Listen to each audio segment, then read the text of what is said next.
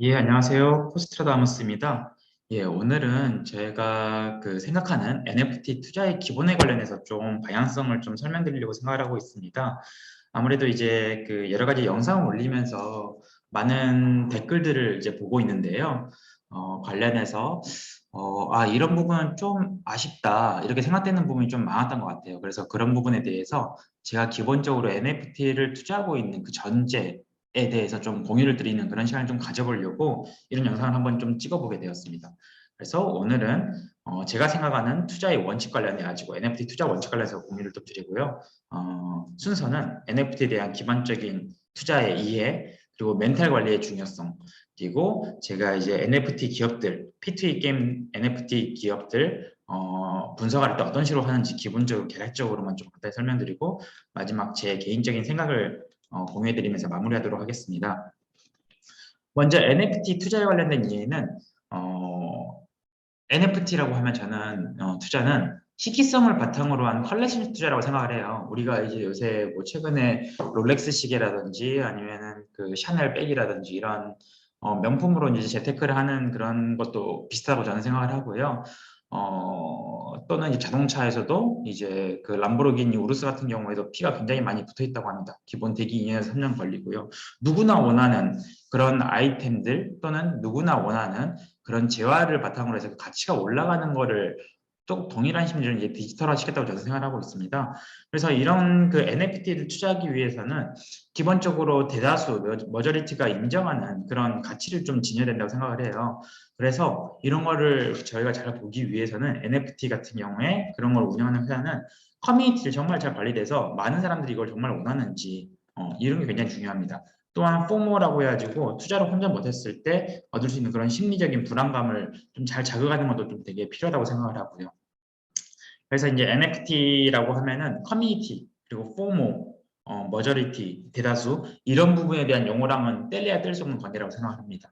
그리고 최근에 이제 NFT 관련해 가지고는 기본 재화들 우리가 우리 현실 세계에서 보면은 실제로 우르스는 자동차 같은 경우에는 이제 이동 수단으로 될 수가 있고 샤넬 같은 경우에는 백이 될 수가 있고 가방이 될 수가 있고 그리고 뭐 시계 같은 경우에는 뭐 롤렉스 같은 경우에는 시간을 볼 수 있는 그런 단점이 있는데 이거는 솔직히 유틸리티가 거의 없다고 생각을 해요. 왜냐하면 대체가 가능한 게 많다 보니까. 근데 이제 디지털 NFT 같은 경우에는 기능을 가진 NFT들이 상당히 꽤 있습니다. 예. 그래서 이런 것들을 중에 이 NFT는 어떤 특징을 가지고 있는지 좀 이해하는 게 필요해요. 뭐 이제 브리딩이라고 해가지고 내가 A라는 NFT랑 B라는 NFT를 서로 교배를 시켜서 C라는 또 새로운 그 레어리티, 그 희귀들을 가지고 있는 그런 그 NFT를 만들 수 있는 이런 기능을 가지고 있는 것들이 꽤 많은데요. 뭐 엑스 인티니부터 시작해서 여러 가지 게임들이 있습니다. 이건 이제 브리딩을 가지고 있는 유틸리티가 있다고 이제 볼 수가 있고 스테이킹, 이제 뭐 스타 아틀라스 같이 뭐 함선을 예치해 놓고 거기에서 어느 정도 이제 코인을 채굴할 수 있는 방식의 스테이킹의 그 기능을 약간 가지고 있는 NFT도 존재를 하고요. P2E에 적용되는 게임에 적용되는 것들이 있습니다. 뭐 좋은 아이템, 뭐 미란더스 복스에서도 보면은 이제 그런 것들이 어느 정도 아이템 참으로 해서 활용이 된다고 하고 또 세탄 아레나라고 해가지고 이렇게 뭐 아니면은 뭐 포트리스라든지 되게 많습니다. 포티파이드라든지 아니면은 뭐 스파이더 탱크라든지 이런 캐릭터의 특성을 반영해서 더 좋은 캐릭터, 더 좋은 아이템의 기능을 가지고 있는 것들로 해서도 NFT가 존재할 수 있습니다. 이게 굉장히 다양하기 때문에 내가 NFT를 투자한다고 하면 저도 내가 가진 NFT가 어떤 유틸리티를 가지고 있는지 이해하는 것도 필요할 것 같아요. 그리고 기본적으로 이제 NFT는 이게 희귀성을 바탕으로 한 컬렉션 투자고요. 제일 중요한 거 엄청 위험한 투자입니다. 예, 이거 어떻게 보면 거의 도박이랑 다름없다고도 이제 생각할 수가 있는데 그나마 이제 도박은 아예 이제 베팅을 하는 거고 리스크를 절감시키거나 뭐 분석을 하거나 이런 부분에 대한 것들이 도박은 아예 없지만 이건 약간 좀 할 수는 있다고 생각을 해요. 하지만 기본적으로 초고위험금 투자고 많은 사기가 난무하는 그런 세계라고 아주 냉혹한 세계라고 이해를 하시면 좋을 것 같아요. 그래서 기본적으로 초고위험군 마켓이라고 이해를 하시면서 그래도 이제 비교적 안전한 투자, 좀 안정적으로 이제 회사가 올라가고 뭐 러그풀에 그 리스크가 없는 러그풀이라고 하면 그냥 갑자기 튀는 거 말하는 겁니다. 예. 더 비교적 안전한 투자, 더 위험한 투자 등의 여러 가지 스펙트럼이 매우 넓다는 거를 좀 설명드리고 싶어요. 기본적으로 NFT는 정말 위험한 투자라고 먼저 말씀드리고 싶습니다. 그래서 이런 NFT 투자를 하려고 하면은 정말 중요한 것 중에 하나가 멘탈 관리가 정말 중요해요. 예. 결국에는 이제 그 멘탈 관리가 리스크를 관리할 수 있는 능력하고 역량하고 관련이 되거든요. 멘탈을 잘 관리해야지 이거를 이성적으로 판단을 해서 내가 더 들어가야 되겠다, 더 세게 베팅을 해야겠다, 아니면 이제 빼야겠다, 정리를 해야겠다 이거를 할 수가 있는데 내가 여기에서 너무 깊게 몰입돼 있고 우리 막 그 영화에서 도박 영화 이런 거 보면 눈 새빨개져가지고 주변에서 뭐 하는지 아무것도 안 들리고 그냥 그 게임판에만 반중독 상태로 있는 사람들 보면은 돈 버는 사람들 거의 없잖아요. 다만 이제 영화에서 봤을 때 배팅에서 딱 이렇게 한 사람 보면은 항상 여유가 넘쳐요. 우리 그 뭐였지? 아기 나오는 그 영화에서도 보면은 굉장히 여유 넘치는 사람들이 비교적으로 도박을 잘한다. 이런 것처럼 일단 여유가 있어야 되고 멘탈이 생명이라고 저는 생각합니다. 근데 이 멘탈 자체는 결국에는 초기 투자금, 자기가 얼마나 여기에 투자를 하느냐에 따라서 굉장히 상대적인 금액입니다. 깊은 관계가 있다고 생각합니다. 그러니까 뭐 어떤 사람한테는 100만 원이 여윳돈일 수도 있지만 어떤 사람한테는 100만 원 전 재산일 수도 있잖아요. 이것처럼 상대적인 것이기 때문에 절대 어느 금액이라 말하기는 힘들지만 결국에는 이거를 잃어버려도 내 삶에 영향이 없는 선에서 여윳돈으로만 좀 투자를 하는 게 멘탈 관리가 잘 된다고 생각합니다. 예. 기본적으로 우리는 뭐 도박사라든지 아니면 뭐 갬블러가 아니기 때문에 멘탈을 관리하기 가장 쉬운 방법은 그냥 여윳돈으로 한다는 거. 예, 그리고 날려도 크게 무리가 없는 선에서 하는 그 정도로 좀 하면 좋을 것 같아요. 저도 그렇게 하고 있고요. 그리고 멘탈 관리를 하기 위해서는 거시적으로 자신만의 계획이 좀 설립돼 있으면 좋아요. 그러니까 내가 언제 이 코인계를 딱 떠나겠다. NFT계를 떠나겠다. 언제 나는 원금 싹 다 회수하겠다. 이런 것들이 좀 이렇게 좀 설립이 되어 있어야지 내가 지금 기획보다 더 잘 나가고 있구나. 기획보다 더 못하고 있구나. 이런 부분을 좀 더 거시적으로 좀 바라볼 수 있는 어, 어, 그런 것들을 좀 볼 수 있게 되는 거거든요. 네, 그렇게 해야지만 내가 지금 상승장에서 잘 따고 있는지 아니면 하락장에서 잘 버티고 있는지를 또 스스로가 객관적으로 좀 판단을 할 수가 있고요. 이런 것들을 계속 지금 가지고 있다 보면은 내가 지금 멘탈 관리가 잘 되고 있는지 그리고 잘 투자하고 있는지 아닌지를 계속 지속적으로 볼 수 있습니다. 그러면서 스스로 자신만의 투자 원칙이 알게 모르게 이제 확립이 돼요. 이거를 이제 좀 명문화시켜서 정리하는 자세도 필요하긴 한데요. 결국에는 나만의 계획을 좀 구체적으로 설립하는 게 필요합니다. 그래야지 멘탈 관리를 잘할 수가 있습니다. 네. 그리고 마지막으로 포트폴리오를 좀 다양하게 가져가는 게 좋은 것 같아요. 제가 이제 뭐 갈라게임즈 하면서 갈라게임즈 관련된 영상만 많이 올리는데 실제로 NFT 관련된 투자 포트폴리오는 상당히 다양합니다. 다만 고위험군이라고 말할 수 있는 그런 부분에 대해서는 좀 공유드리기가 좀 부담스러운 게 사실이에요. 왜냐면은 그런 부분으로 이제 들어간다고 하면은 어떻게 보면 잘못된 방향으로 저도 매번 성공하는 것만 아니니까 투자가 그래서 그런 것들을 좀 말씀을 살짝 좀 애매하긴 합니다. 그래서 그런 건 좀 이해해 주시면 좋겠고요. 그래서 비교적 우량주 아니면은 정말 더 어마어마하게 위험해서 뭐 러그풀의 위험성이 있는 테마주까지 여러 가지가 있는데 이거를 경험해 본다는 판에서 경험해 본다는 의미에서 한 번쯤은 해보는 것도 저는 나쁘지 않다고 생각해요. 다만 기본 전제는 자기가 소화 가능한 여윳돈으로 한다는 거. 그러면서 이제 쓰라린 약간 그 러그풀도 당해보고 이렇게 해보면은 이제 러그풀을 안 당하는 방법에 대해서 스스로 이제 연구를 하게 되고요. 그러면서 자신만의 또 투자 원칙이 이제 좀 이렇게 또 설립이 되게 되겠죠. 그런 방식으로 선순환으로 계속 레슨스런 배워나갈 수 있는 장세가 필요할 수 있다고 생각합니다. 기본적으로 이거는 저는 스타트업에 투자는 좀 비슷하다고 생각을 하는데요.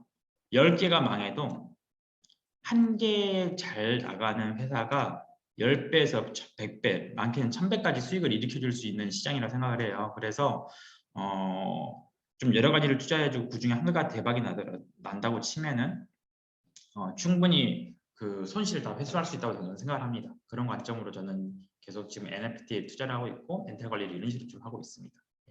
이런 마인드 10개가 망해도 한 개가 100배의 수익을 일으켜줄 수 있다라는 그런 믿음이 있다고 하면은 초고위험군 테마주도 한 번쯤은 베팅해볼 만 하겠죠. 그렇습니다. 그래서 이제 이런 것들을 이제 투자하기 전에 앞서서 우리가 뭐 초고위험군이라고 해서 그냥 무작정 넣을 수는 없잖아요. 이게 새로 만들어졌다고 해서. 그러면은 제가 기본적으로 이제 그 NFT 또는 P2E 회사들을 분석하는 방법에 대해서 간단하게만 좀 소개해 드릴게요. 훨씬 많지만 그냥 크게 이 정도 저는 본다고 생각합니다. 결국에는 NFT나 P2E 아까 전에 그 이제 명품이라든지 컬렉터 관련된 시장 관련해서는 피라미드라고 생각해요. 초기 진입이 굉장히 중요한 것 같습니다. 그래서 내가 지금 이게 하고 있는 게 초창기냐 아니면 끝물이냐 이런 것들을 좀 보는 게 되게 중요한 것 같아요. 결국엔 피라미드 구조이기 때문에 내가 좀 위쪽 부분에서 시작하는 게 아무래도 유리하겠죠. 두 번째는 대표 및 개발팀의 양력입니다. 예, 이게 굉장히 중요하다고 저는 생각을 하는데요.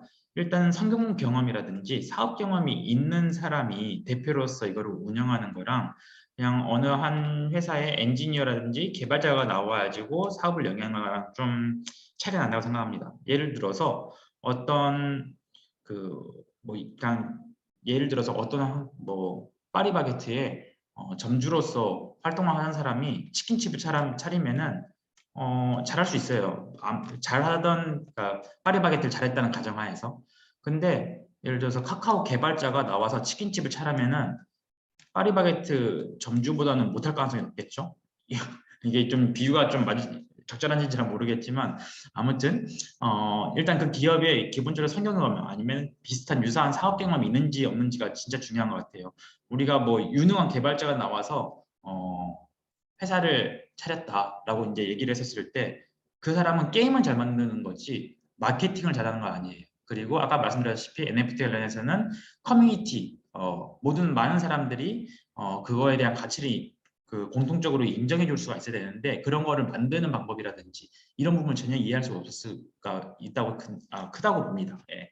그래서 대표 및 개발팀의 양력이 굉장히 중요해서 이런 걸 좀 많이 보고요. 세 번째, 마케팅 CS가 잘 되어 있는가.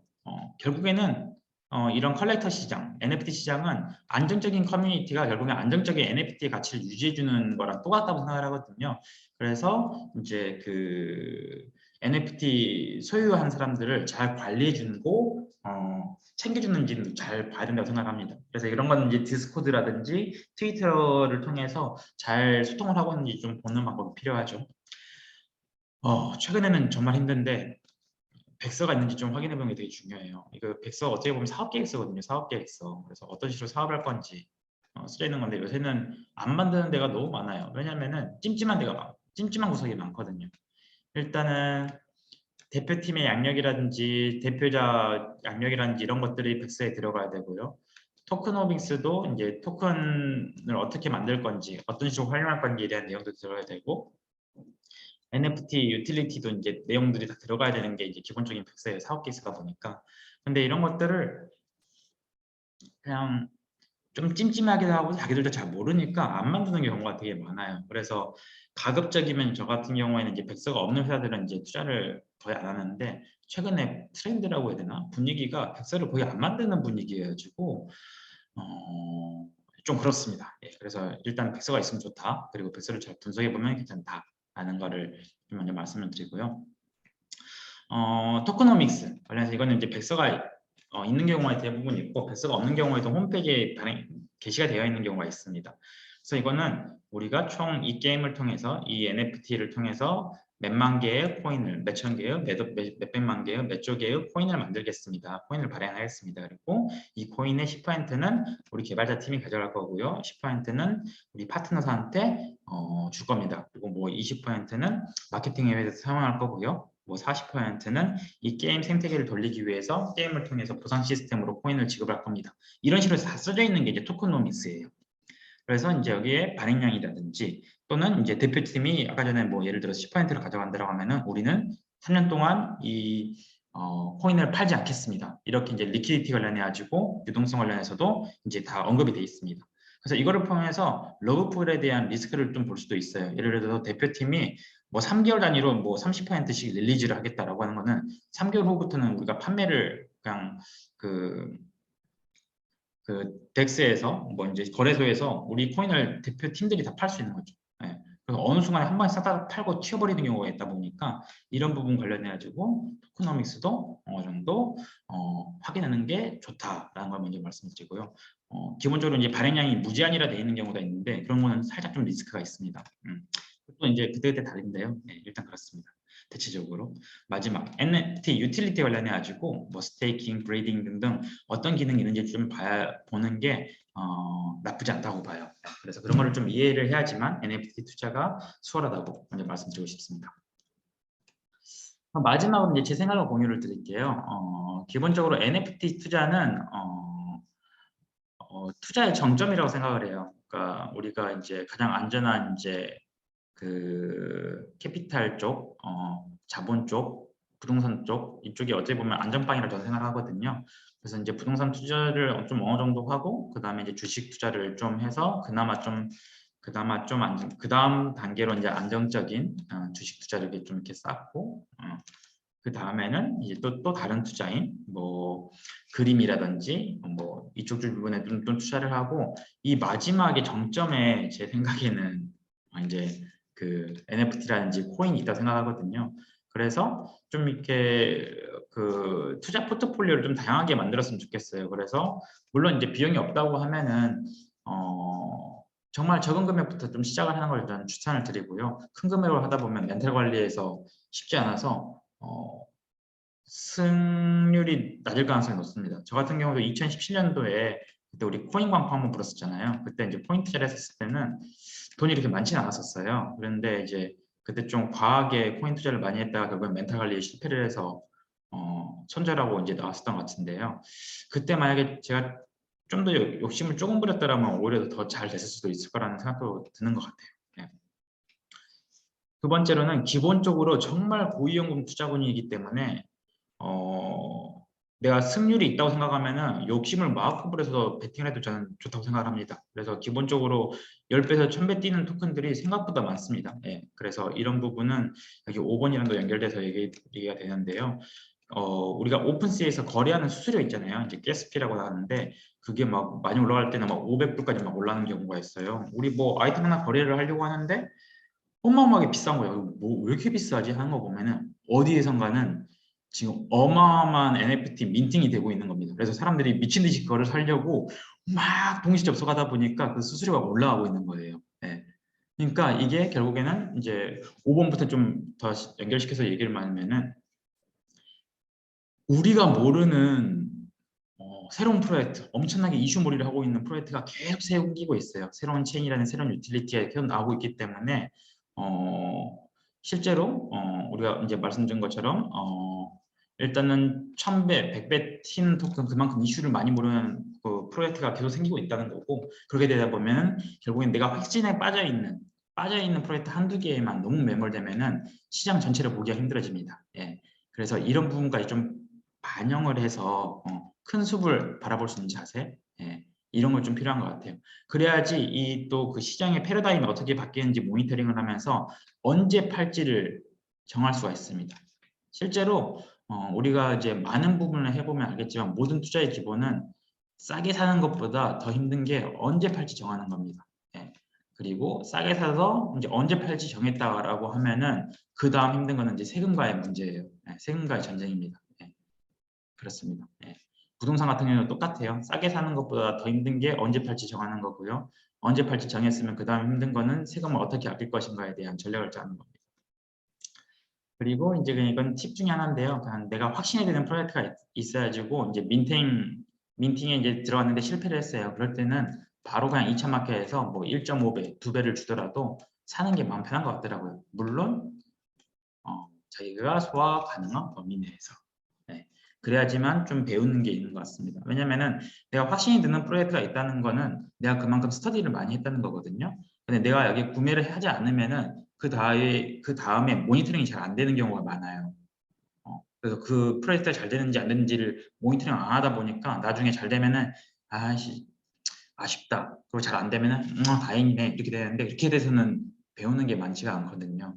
근데 만약에 내가 확신에 부르는 프로젝트가 있고 스터디를 해가지고 그거를 2차 오픈마켓에서 일단 하나라도 사면은 좀 더 유심히 보게 되고요. 개발자가 어떻게 뭘 하고 있는지 회사가 뭘 하고 있는지 좀 더 조사하게 됩니다. 그래서 여기에서 이제 성공이 나면 이런 유사한 흐름을 가지고 있는 회사에 또 투자하면 좋겠다.